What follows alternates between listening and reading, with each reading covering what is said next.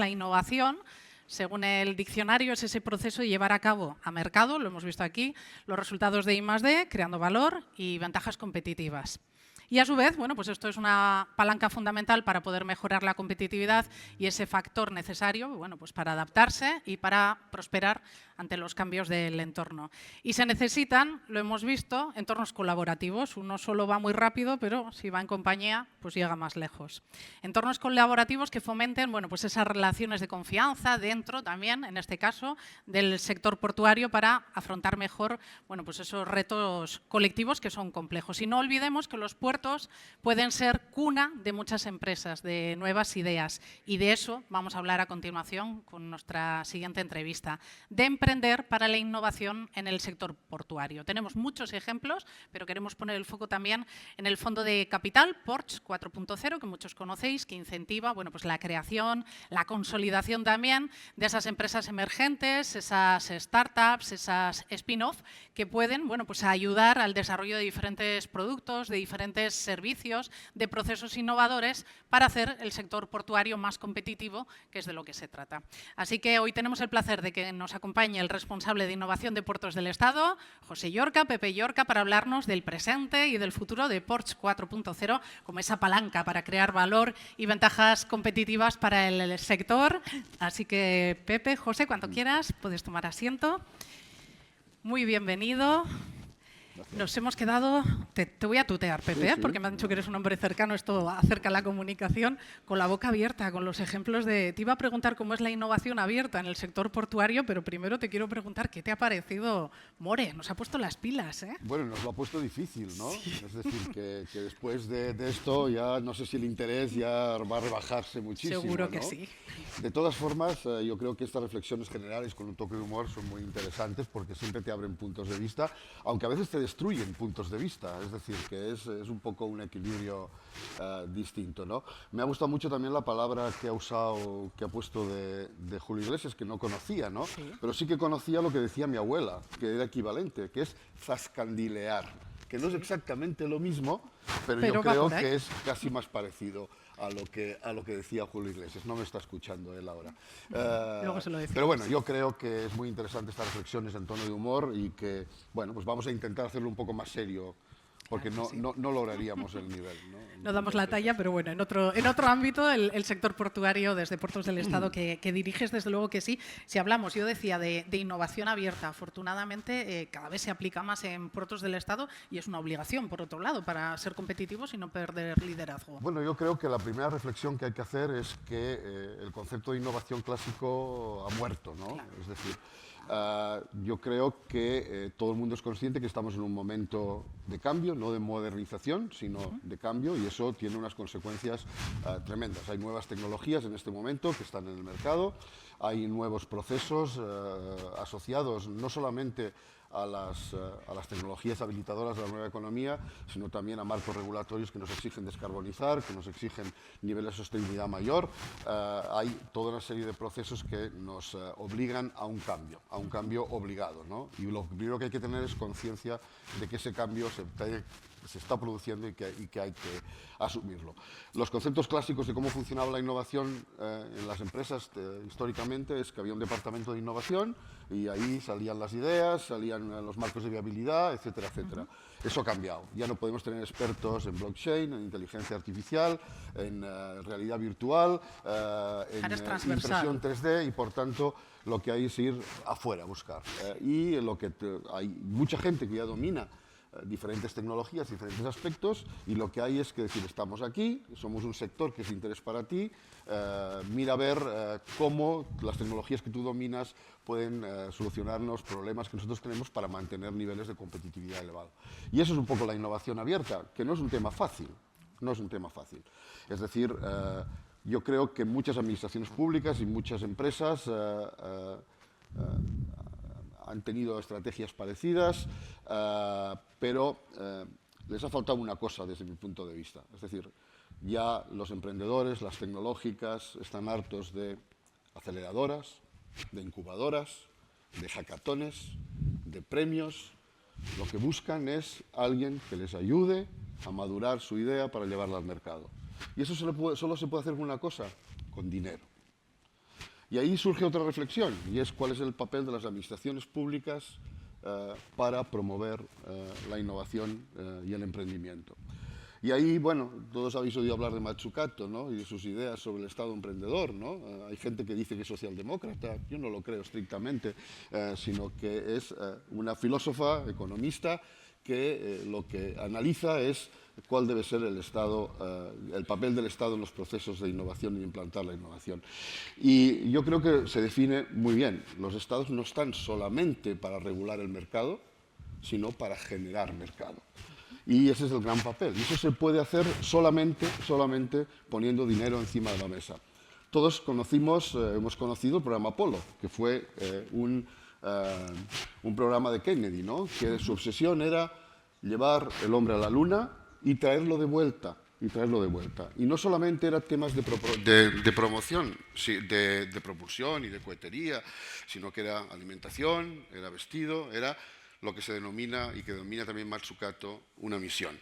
Y encadenó todo el dinero público para ese tema. Muchas de las cosas que conocemos provienen de los marcos de defensa y, por tanto, de dinero público puesto encima de la mesa, del Internet, de los GPS, todo ese tipo de cosas, no deja de ser una visión completa de cuál debe ser el papel de las administraciones para conseguir la innovación.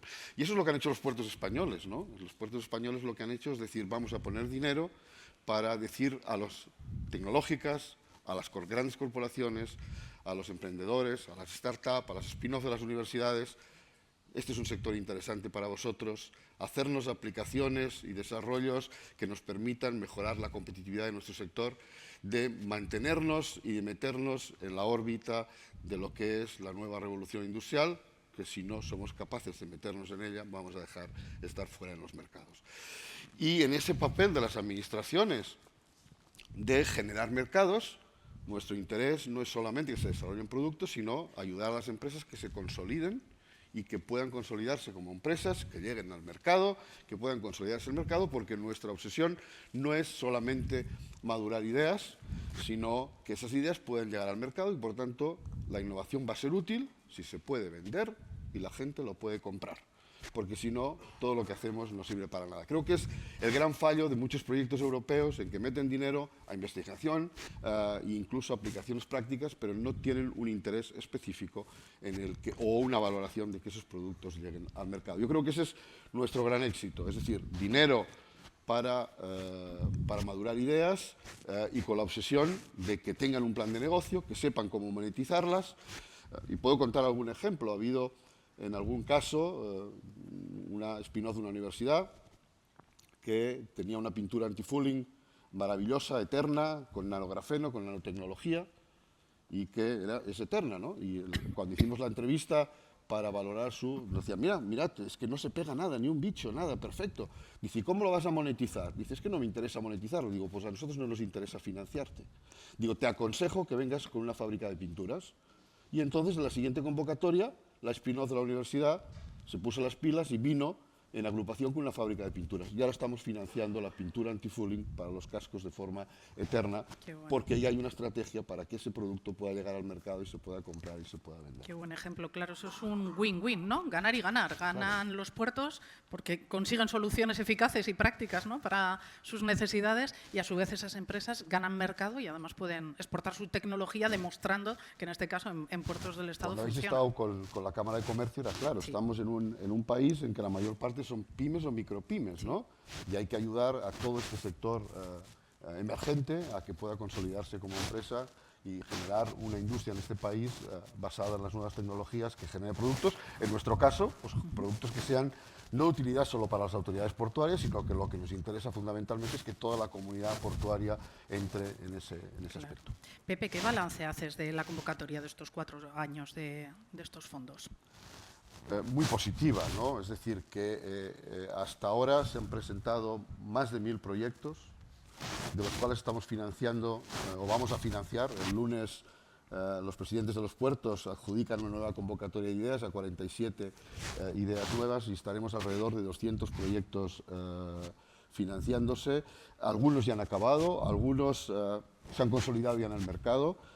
Estamos contentos porque no ha habido fracasos, que también los ha habido, pero todo proceso de innovación lleva fracaso, o un porcentaje de fracasos, pero estamos ya contentos de que veréis en la mesa siguiente como proyectos que han surgido de Puertos 4.0 son proyectos de éxito que ya están en el mercado.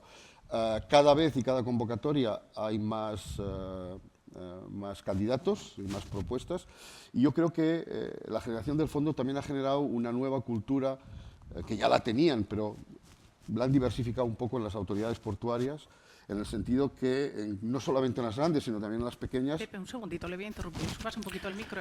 Han generado estructuras de innovación. Yo creo que es muy importante que los puertos, las autoridades portuarias tengan estructuras internas de promoción de la innovación. Es decir, el emprendedor, la tecnológica, tiene que tener una ventanilla en el puerto que sea capaz de llamar y que le atiendan y que le digan, mira, tengo este producto, ¿qué te parece si tú me haces de sandbox, y me haces de facilitador, de banco de pruebas? Lo necesito para prototipar el producto, para poderlo llevar al mercado.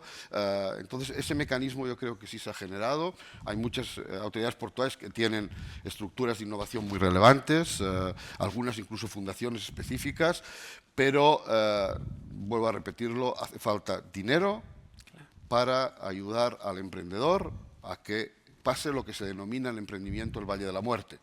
El Valle de la Muerte es cuando un producto aún no es creíble para el sector privado y por tanto es muy difícil que consiga rondas de inversión para poderlo escalar y llevarlo al mercado, y por tanto ahí el papel, desde mi punto de vista, de las administraciones públicas es muy relevante, justamente para ayudar a esa maduración tecnológica. Nosotros estamos financiando cualquier fase de la innovación, desde la modalidad IDEA, en que, digamos, en el argot se dice que está en un TRL1 o un TRL2, que es la forma de valorar el nivel de maduración tecnológica de un producto, y lo que obligamos es a que haya una prueba de concepto experimental para madurarlo hasta un TRL3. Si ya estás en un TRL3, consideramos que estás en una modalidad precomercial, y lo que obligamos es a que llegues a un TRL7, es decir, a que prototipes en un entorno real. Tienes que buscarte un facilitador que te deje probarlo, y ahí pues damos hasta 1 millón de euros para eso, financiando el 60% de la componente de innovación. Y si has prototipado en entorno real, te ayudamos a escalarlo al mercado, a que puedas prototipar en entornos operacionales ya serios, y ahí damos hasta 2 millones de euros en un marco subvencional, porque creemos que el emprendedor lo que necesita, si falla, no es que encima tener que pagar un préstamo, ¿no? Claro. Es decir, que esa es nuestra filosofía al respecto. Y algo muy importante es que no creemos en retos. Nos sorprende mucho el talento que hay, y nunca se nos hubiera ocurrido desde los responsables portuarios llegar a productos curiosos, y de todo tipo de productos. Danos algunos ejemplos, Pepe, seguro que hay alguno y de rompedor. Todos los sectores. Bueno, por ejemplo, estamos financiando un proyecto que se llama EcoReefer, que es un contenedor reefer, que como sabéis, los reefers hay que enchufarlos desde el productor o desde el cargador hasta el destino, y estamos financiando una prueba operacional desde el productor de fruta de hueso de Lérida,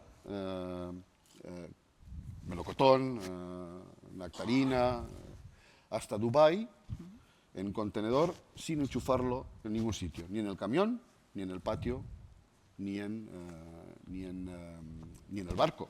Y esperemos, están aliados con los laboratorios de la Generalitat de Cataluña, en este caso, para comprobar los grados de humedad de la fruta durante todo el proceso y ver lo que pasa. Pero hay proyectos de energía undimotriz, es decir, de cómo producir energía con las olas, temas de robótica. Por ejemplo, estamos probando un robot que destrinca sin estibadores, es la automatización, ¿no?, en ese sentido.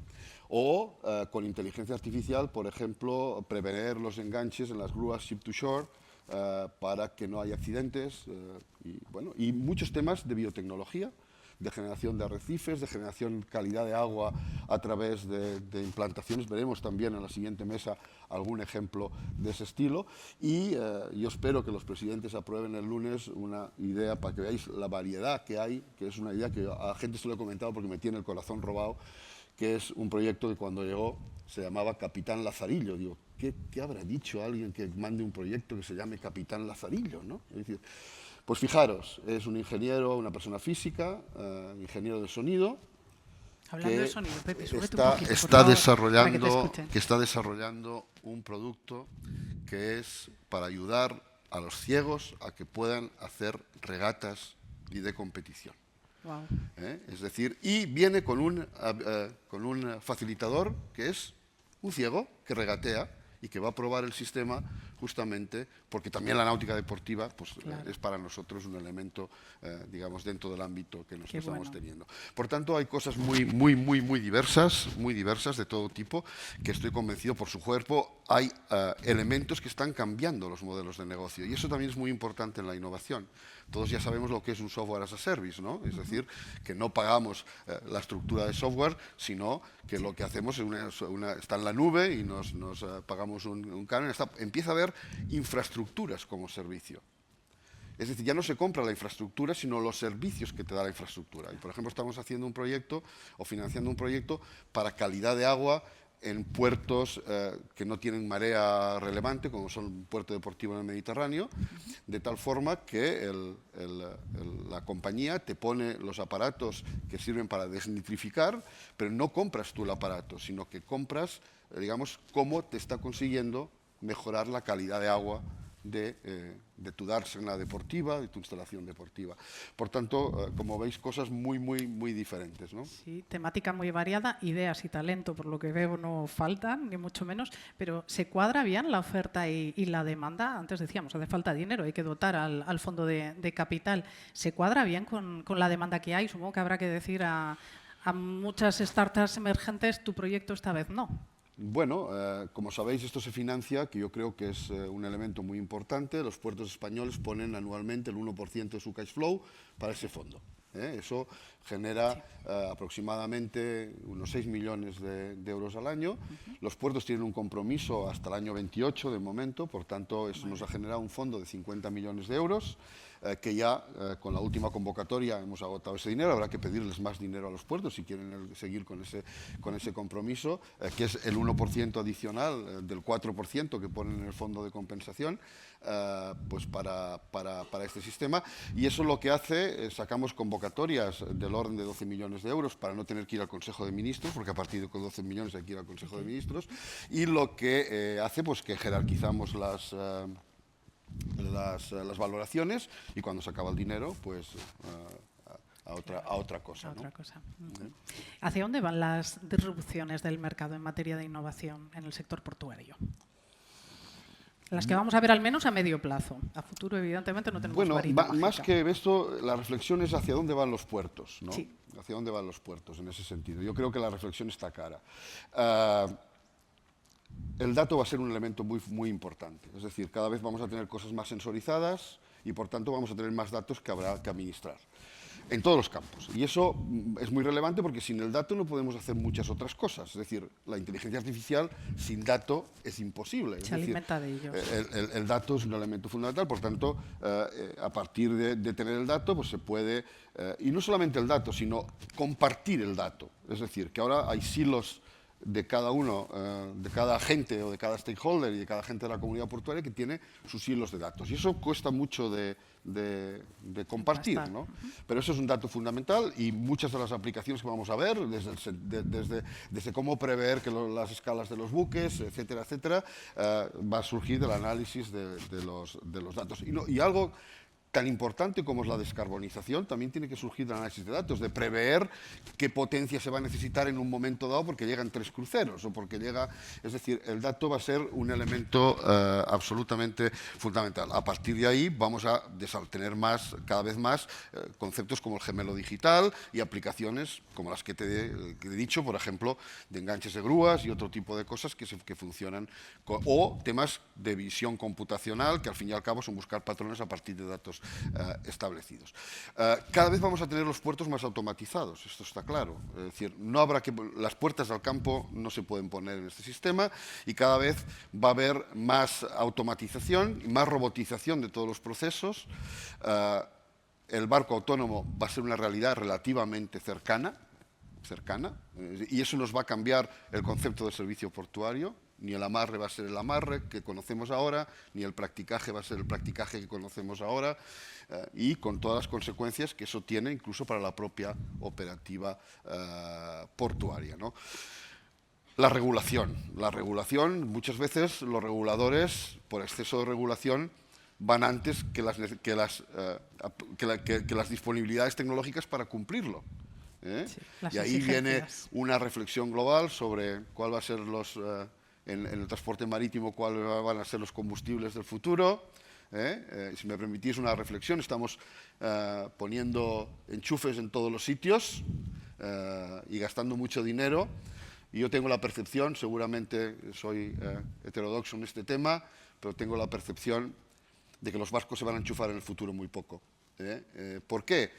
Porque van a seguir quemando combustible. Van a seguir quemando combustible, pero van a seguir quemando combustible renovable. Es decir, se van a hacer metanol o amoníaco, porque el barco, cuando llegue a Lomé o cuando llegue a Nigeria, a Lagos, no sé si va a tener enchufe. Por tanto, si hacéis un análisis de lo que se está construyendo en astilleros en los últimos pedidos, hay un porcentaje que sigue con gas natural, o que se ha pasado al gas natural, pero ya empieza a haber porcentajes del orden del 20% y del 15% dirigidos al metanol y al... Entonces, esas reflexiones yo creo que están dentro del ámbito de la innovación, obligadas por la regulación, pero con metanol o con amoníaco van a cumplir las condiciones de emisión. Luego también habrá que desarrollar, digamos, aparataje para sensorizar y para cumplir, para observar el cumplimiento de esas regulaciones. Y luego eso nos va a dar lugar, sin lugar a dudas, a cambios en los modelos de negocio que conocemos hasta ahora, e incluso en la propia actividad portuaria. Es decir, todos los negocios en los puertos asociados a la intermediación van a tender a desaparecer. Es decir, cada vez va a haber más marketplaces y labores de funciones que actualmente conocemos en los puertos van a ir pasándose más a como booking, ¿no? Es decir, que habrá algunas cosas que se van a desarrollar absolutamente en el marco de marketplaces. ¿Qué nos obliga a eso? Pues que también los modelos de gobernanza van a cambiar. Es decir, que, por tanto, todo el proceso de innovación nos va a llevar a cambios en los modelos de gobernanza de una forma radical, en el que los negocios ya no van a ser como ahora los conocemos. ¿Por qué? Repito, porque estamos en la cuarta revolución industrial.